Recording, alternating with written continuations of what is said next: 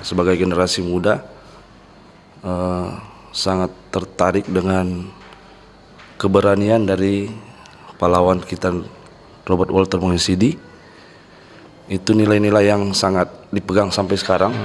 Keberanian dari Robert Walter Mongisidi dan kejujuran.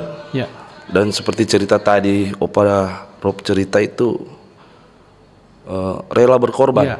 Dia rela berkorban walaupun bukan DP salah. Rupa Opa bilang Dia tanggung. tadi dia tanggung.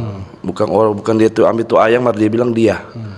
Untuk membela teman-teman yang kalau anak mengaku ini Akan dihukum semua.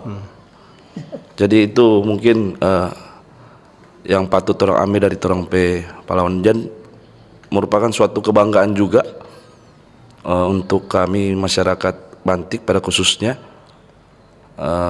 sehingga 5 September gugurnya pahlawan ini menjadi momen pertemuan silaturahmi dari 11 desa Bantik atau negeri Bantik seperti Ketua Panitia bilang tadi. Jadi suatu kebanggaan